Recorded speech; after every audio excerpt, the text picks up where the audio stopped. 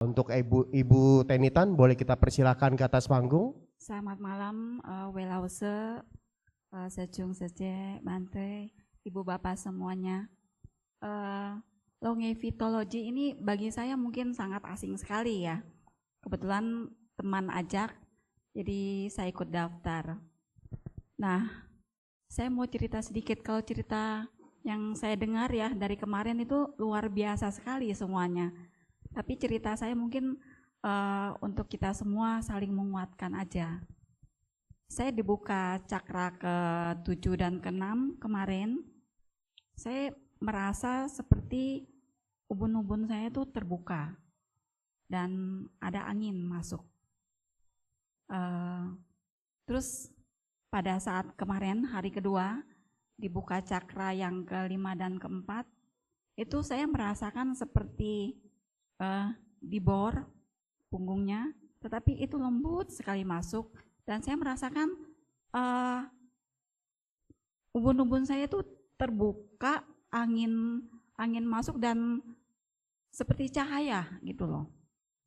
Nah, sebenarnya saya itu ada masalah di lumbar ke-3, lumbar ke-5 dan di tulang ekor. Tadi pagi itu posisi sebenarnya saya sangat kesakitan sekali.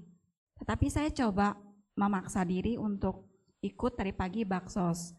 Saya pikir saya mau datang itu sebenarnya untuk minta diterapi, karena belum pernah diterapi.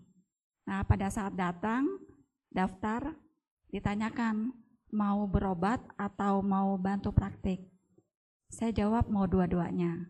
Tapi kebetulan waktu tadi pagi itu cukup banyak pasiennya dan dibilangin sama secengnya bantu praktek dulu ya. Saya jawab iya. Nah, pada saat saya pertama kali yang pegang ibu-ibu yang katanya habis kemo di kursi roda. Nah, waktu itu ada lause yang bilang kamu pegang perutnya dan yang di belakang. Posisi disuruh duduk. Waktu itu saya bilang, maaf saya nggak bisa duduk karena memang pinggangnya sedang sakit. Duduk di kursi kecil. Saya bilang, boleh nggak saya duduk di kursi yang agak tinggi? Dan saya duduk di kursi yang tinggi. Dan luar biasanya pada saat saya meditasi dan memegang cakra 7 dan bahunya ibu itu tiba-tiba tuh langsung dari ubun-ubun kepala saya tuh terbuka tuh kayak langsung ada cahaya langsung dan mata saya pikir mata saya melek ya karena saya lihat itu terang. Wah, bukan gelap. Kalau kita menutup mata kan gelap. Itu mata saya tuh terang gitu. Nah, selesai itu saya yang kedua lagi saya merasakan hal yang sama. Sampai yang terakhir, yang keempat, itu pas di dekat tangga, sampai ditepukin sama Secik Rani ya kalau nggak salah, sudah selesai.